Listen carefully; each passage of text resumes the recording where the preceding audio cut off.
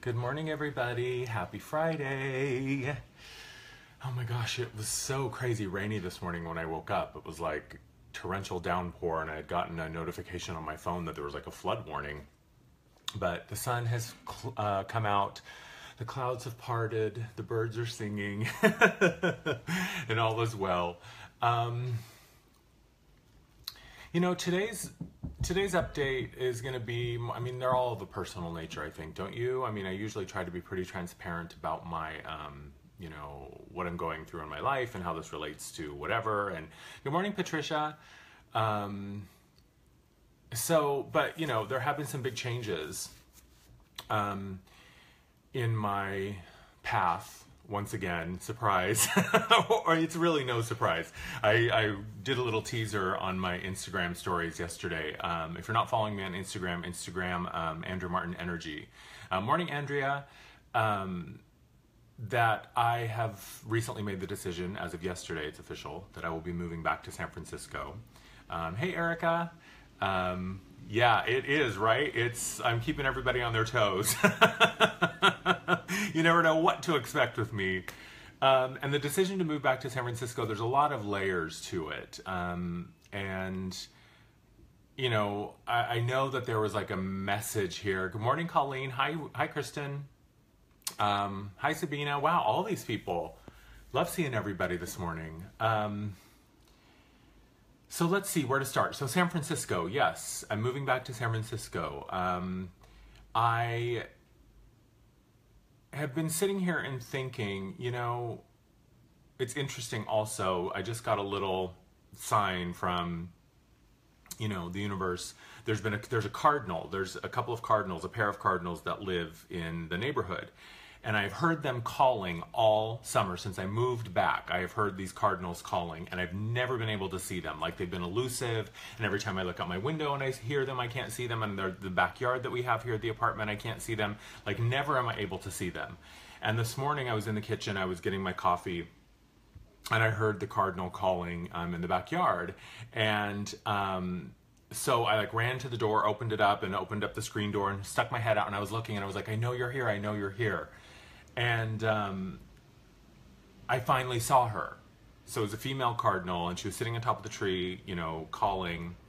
And it was just this moment of beautiful, finally being able to see her, and finally letting me see her, because she was very elusive.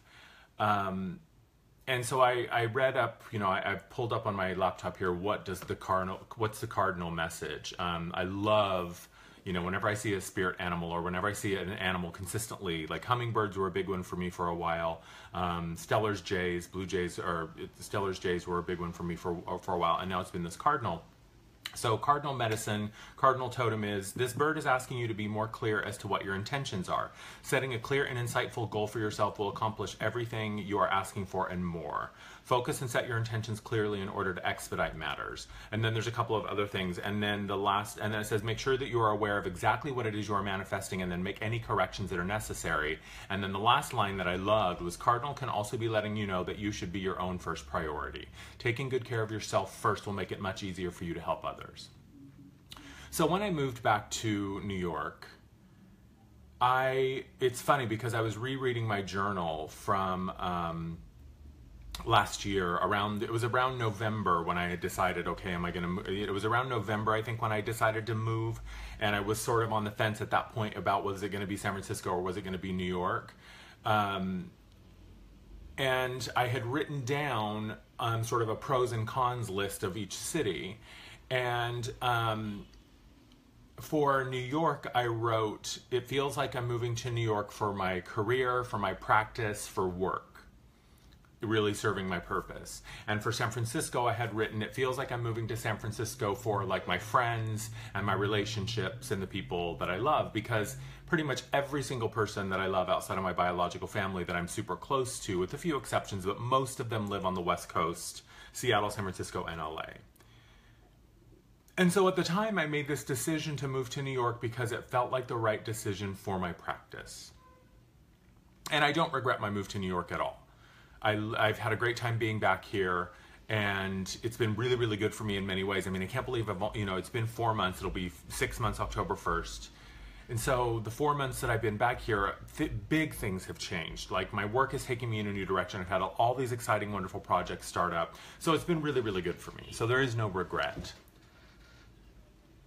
But what I've realized the past couple of days, and I was talking to a really good friend about it, who lives in LA, and he was saying, you know, I told him, I said, this is what I'm thinking. And he was like, actually, he said, I think that would be really, really good for you. He said, because he said, what I see you're doing in New York is you're basically doing the same thing you were doing in Seattle. Like you're working all of the time. You're not really, you know, you don't have much of a social life. You're not out there really living your life and enjoying your life and really, really like, you know, savoring every opportunity and every experience that you have. He said, and I just really feel like there's a more vibrant life for you and you can have that in San Francisco. And so I started thinking about it and I thought, you know, if I'm completely honest with myself, there was this part of me that I think I had convinced myself that I needed to be focusing on my career and I need to be focusing on my purpose as if it was something outside of me. Again, it's like it's blowing my mind how there's always a new level of self-discovery and there's always a new level of awareness and sort of revelation and the realizations that we can have when we allow ourselves to follow the path of the heart. Because my heart very clearly was guiding me towards New York. And what I see now, and there's a lot of reasons why I think I came back to New York. And ultimately, there's a lot of things that I don't understand and probably will never know about why I came to New York. And it's really interesting. I found this little thing. I posted it on my Facebook on this little blurb that someone had put a little sign in their window at the shop in Williamsburg that said, the universe is under no obligation to make sense to you. And I love that. And I was thinking this morning, and I also had this moment, I was like, yeah, you know what? And the heart is really under no obligation to make sense to me either. Because the path of the heart is often a winding path. The path of the heart is almost never a direct line between point A to point B.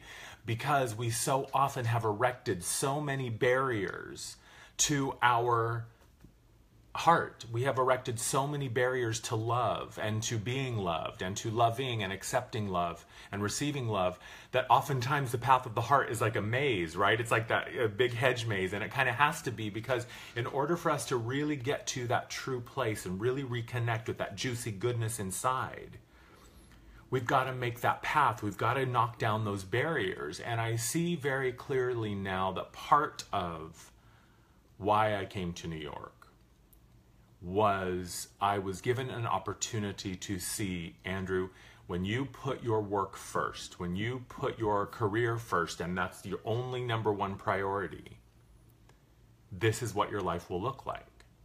Your life will be very rewarding from a professional perspective. You will have a lot of success with your practice, but you're not really going to have much of a life outside of that, because again, and this is what I've been saying for years, and it's so amazing to me that I am learning my own frickin' lesson, that we must always be at the top of our priority list. We must always be the first one that we serve on our list so that everyone else can be served by our best self, right? Because we can't pour from an empty cup.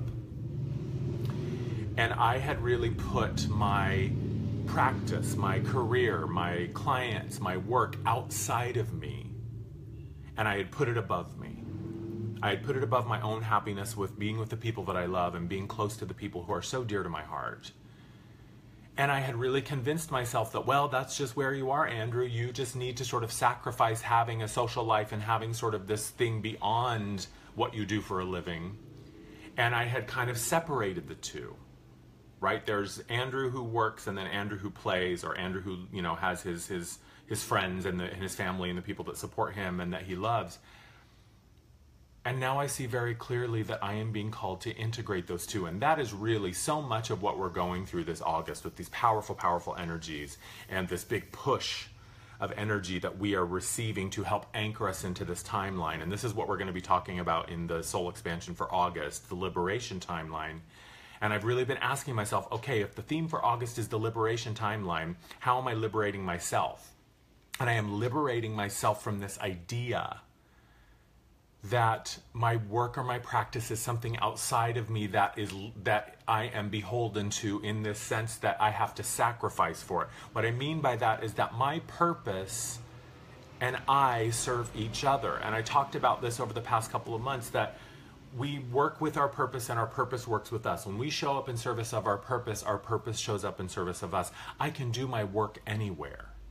And I do the best job of honoring my purpose and honoring this lifetime by allowing myself to create the life that feels the most fulfilling and the happiest for me, and saying to my purpose, look, I'm going to go to San Francisco, and so now it's your job, purpose, it's your job, team, it's your job, universe, angels, and guides, to craft my experience around me based on the choice to go back to San Francisco. And I've had the opportunity to see what is here for me in New York, and it's all lovely and good, but there are things that are missing. And I have a more vibrant experience. And there's other things too, like the Gay Thing project is really taking off, and my collaborator Ryan lives in San Francisco, and we want to start doing retreats and live events and workshops. And so it makes more sense, absolutely, follow your joy. So it makes more sense for me to be in San Francisco, because then we said, okay, let's just give it a year. Let's just commit to a year of the Gay Thing, to really do it hard and really focus on it and give it tons of love and tons of attention and tons of our energy, and see where it goes. So that's another reason that I want to go back to San Francisco. But I just, my heart lovingly said, okay, my friend, if you want to know what it's like to have a life where your first priority is your work and your job and your service and your career, then this is what it will look like. But you can also have a life that is more joyful, because here's the thing, I haven't been unhappy, but it's about levels, right? Where are we willing to stop ourselves? What limits are we putting on it from a human perspective? Because here's the thing, I am learning more and more profoundly every day, is that I am limitless. We are limitless. Our potential is limitless. What we can do and be and have, what we are capable of, is limitless. And it is only our decision from the mind's perspective, from the minimized small human self, to say, well, yeah, but I kind of have to do this, or it has to be this way. Part of it also for me was coming back to New York, because when I left in 2005, I felt like I was a failure. So part of me, I think, wanted to come back here and prove to myself that I could continue my success and I could continue my career and my practice in New York and do it well, and I have. But that's another limitation, this idea that I'm ever a failure. Right? This idea that we ever get it wrong, this idea that we ever fail, or that we're ever broken, or that we're ever in the wrong. The path of the heart is winding, and there are switchbacks, and there are U-turns, and there are, unexpected plot twists. And that's what I'm realizing, is my heart lovingly said, okay, Andrew, if you want a life that is based on making your work a priority, this is what it will look like. And there is also a timeline. And when we talk about switching timelines, when we talk about merging timelines or jumping timelines, this is it. Breathing life into a new timeline is as simple as changing your mind. It is not a mystical, magical thing. It is following this and making a new decision based on new information, and being willing to follow and dance with the music of your soul and your heart and really heed those impulses. So my heart was saying, yeah, you can have this life in New York, or you can also have this life in San Francisco that will be just as successful, just as, exciting professionally. And you also get the added benefit and the layers of having the people that you're so close to be right there. So, and I've been talking about this for a while, that this path of spirituality, this journey of the soul, this, this experience that we find ourselves in the midst of, it's really just about you and you. This is about me and me. This is about Big Andrew and Little Andrew. And what is Little Andrew willing to let go of in honor of following the call of his heart? Like, what am I really willing to say yes to? Because it would be very easy for me to say, like, oh God, well, I just moved like 4 months ago, and I just, started to put roots down here, and everyone's going to think that I'm crazy, and oh God, here we go. Everyone's going to be like, oh, here goes Andrew again. And so it would be very easy for me to give too much validation and too much weight to the perceived opinions of others, which, by the way, no one has been anything other than supportive.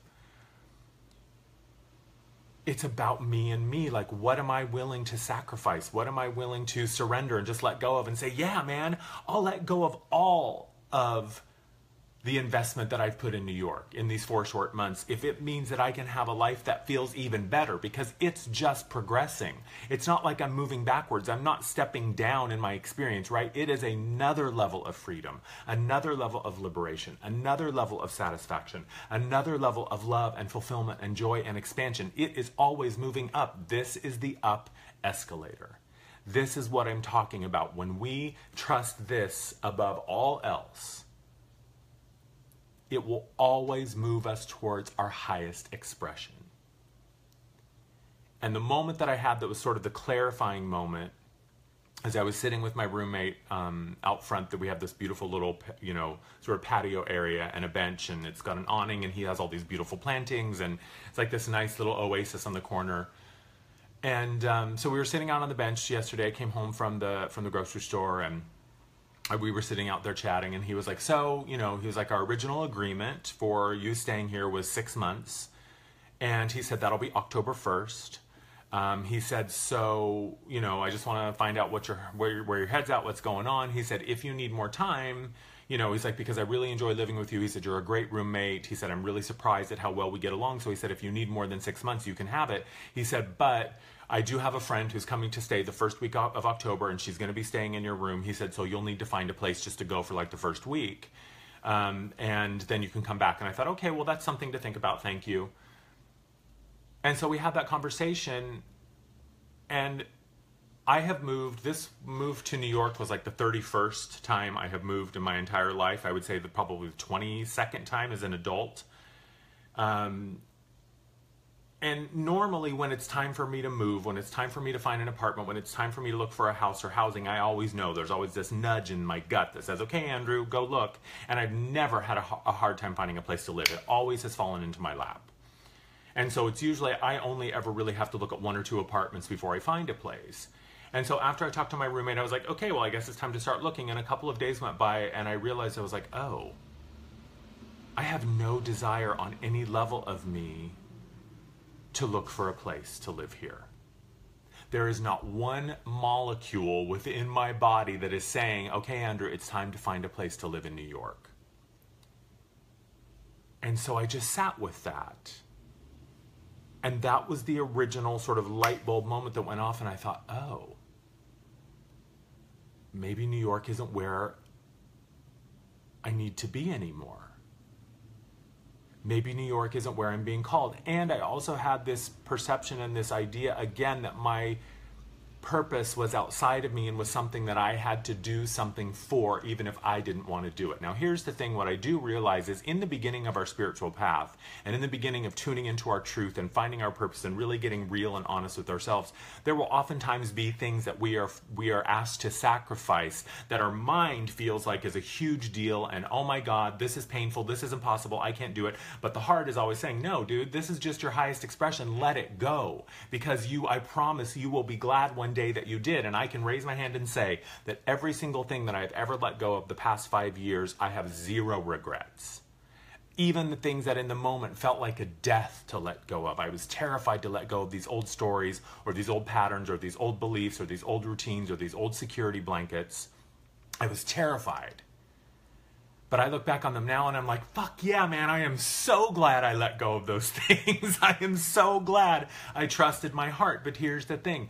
The path of the heart is not linear. It is not always going to make sense. And we're not always going to have the answers. And we're not always going to have the why. Put this on my gravestone, because I say this all the time. If the why is important, we will be given that too. But oftentimes it is simply a matter of trusting this and saying, wow, I just got the realization that I don't have a desire on any level to put roots down in New York City. Wow, I just moved here 4 years ago, or 4 months ago. Wow, I haven't even hit the 6-month mark and I'm already talking about leaving again. Wow, this is going to be the 32nd time that I've moved. Wow, people in my life are probably going to potentially have a lot of opinions about that, right? I could let the fear program of the mind just spin out of control, or I could say, the simplest answer is trust this. And I don't even have to know why. I can make up reasons that are important to me, right? Like being close to my friends, like working on the Gay Thing project, and also the weather. Like, I love many things about New York, but the weather is not one of them. I don't want to live in a place where the weather sucks balls 42, weeks out of the year.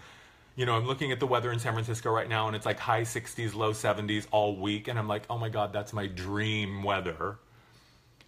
There's a lot of reasons that I can put on paper why San Francisco is a good idea, but the only one that really matters is because it feels like a good idea.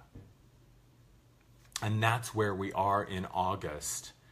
And I talked a little bit about this in my August video and in the article that I wrote, the blog post. I can't remember. Oh, the Liberation timeline. I also did a little written post to sort of summarize. So it's on my Facebook and it's on my blog.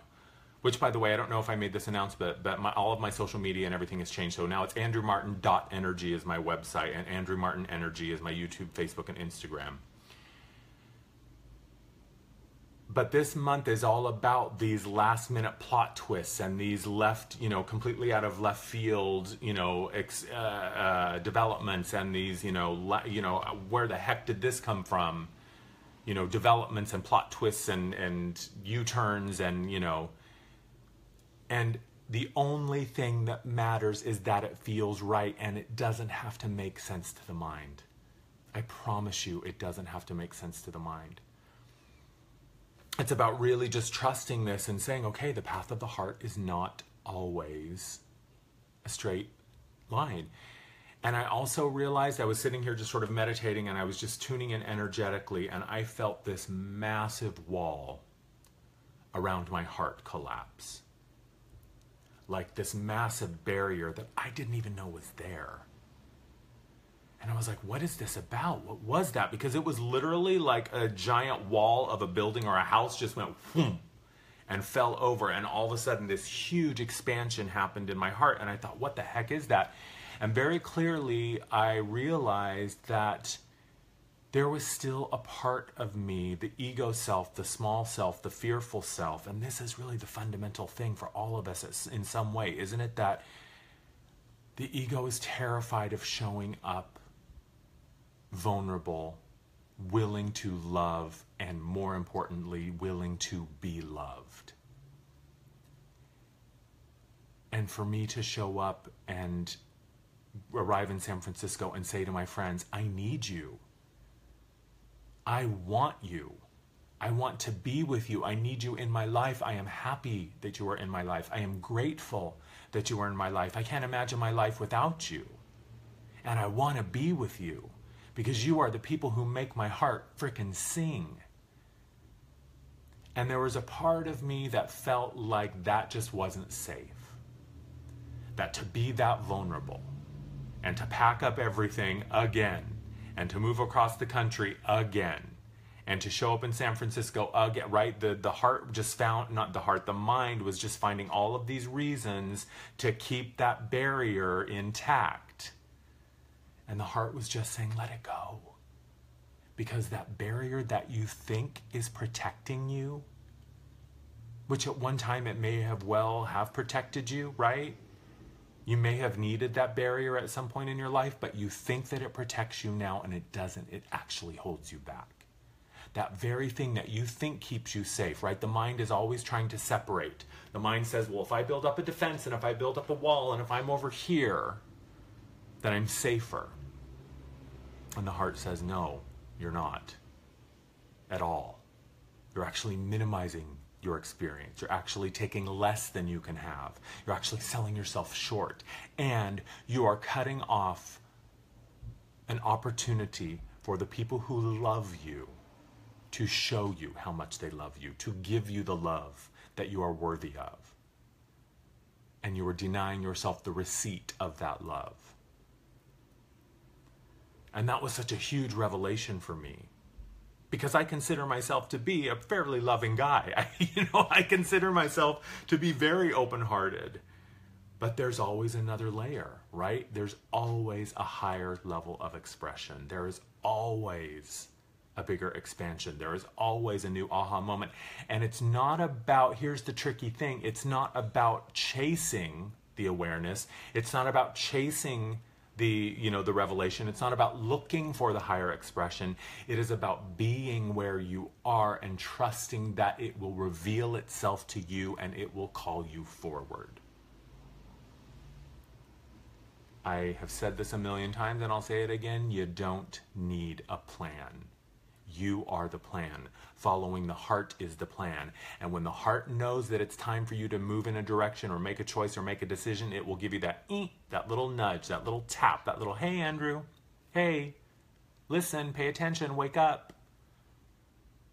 And you go, oh, wow, oh, my God, I just realized in like 48 hours, I had this complete and total revelation that turned my world completely upside down again. And from the mind that is, unsafe, and that is death, and that is, oh my God, and that is destruction, and here goes the comfort zone again, and oh my God, I just want it to be over, and can I just get to the place where I take my bra off and just kick my feet up and relax, right? That's what the mind is always looking for. But the heart says, man, how many times do we have to tell you that it's never done? You're eternal and infinite. It's never over. So just open up and let me kind of nudge you and follow me and trust me and listen to me and love me and collaborate with me and co-create with me, and then have the moment of realization and say, I want to be with the people who love me. I want to be closer to the people that are my friends and my family. And when I step forward and assert that, immediately that puts my team on notice. That puts the universe on notice, and things immediately begin to rearrange themselves to support that desire, because that desire came from my heart. So it is a desire that is aligned. It is a choice that is moving me in that direction towards the higher expression. It is absolutely a choice to allow the up escalator to continue to carry me. And I just have to be willing to show up and keep taking the steps, and to keep being willing to do it, and to be willing to let it all go once again. And this is another thing that I always say. In order to live a life where you're walking the path of your heart, the path of truth, the path of your purpose, you won't have to give up everything, but you gotta be willing to give up everything. To live the fullest life that we have access to requires complete and total detachment. And I talked a little bit about this in my August video. If you haven't watched it yet, I invite you to, about, expectation is fine. There's nothing wrong with having expectation, right? You can be excited like me. Oh yeah, New York's going to be great, and I'm super excited to get back there, and I can't wait to see what happens, and it's going to be amazing. But my level of expectation must also be matched by the same level of willingness to let it all go. The same level of willingness to make a new choice if it's not exactly what I wanted when I got there. And also the understanding that I don't owe anyone an explanation. I don't have to tell people why I want to leave. I don't have to tell people why I want to go back to San Francisco. I am telling people because I think it's exciting and I think it's a great opportunity to share my experience. But I don't owe anyone a reason. And the heart is under no obligation to make sense to me. The universe is under no obligation to make sense to me. It's just not. Because the human experience exists for the growth and the evolution of my soul. My human experience exists for the growth and the evolution of all that is, not the other way around. So the universe doesn't owe me any explanation at all. I am entitled to zero, this much explanation from my human perspective. And when I trust, the explanation is no longer required. So I think it's just important to us to remember that for this month, especially, actually I would say the rest of the year, honestly, because I think things are going to be, just continuing to open up and flower and get bigger and bigger. So just understand that the path of the heart is never a straight line. The path of the heart is oftentimes circuitous because, again, it has to get through all the walls that we have built against it. What is that Rumi quote? Your job or, your purpose is not to find love, but to find all of the ways that you have built a wall against it, or something like that. All the ways within you that you have built a wall against it, something like that. So that's what it is. We've just got to trust those nudges, and we've got to trust those impulses, and trust that they're taking us in, the direction of our highest expression. and to allow ourselves to be excited about it. Look, here's the thing. I wasn't always this excited about big change. It took me a long time to get to the point. But that's the thing. It's a spiritual practice, and when we keep showing up consistently and trusting it and allowing ourselves to learn through it and allowing ourselves to have that experience, we build context around it. So now my mind doesn't go into freak out, control, and resist mode as much as it used to, because the mind is like, oh yeah, we've done this. Yeah, no, it's not our favorite thing, but we get it, right? Andrew's off on another journey. So, you know, the mind is less resistant to it. And that's why it's so important that we just allow ourselves to take those leaps and make those choices, because it builds context in our experience. And context is what lets the mind be at peace. Because again, the mind is only an archive, and the mind only knows what has happened up to this point. The mind is not the forward-thinking visionary. And so when the mind says, oh yeah, we've done this several times over the past couple of years and we've always landed on our feet, so okay, here we go again. So we just got to trust that. We got to take those leaps and trust this and just listen to it. Yes, that's it, River. Thank you. Your task is not to seek for love, but merely to seek and find all the barriers within yourself that you have built against it. That's a beautiful way to end this video, I think.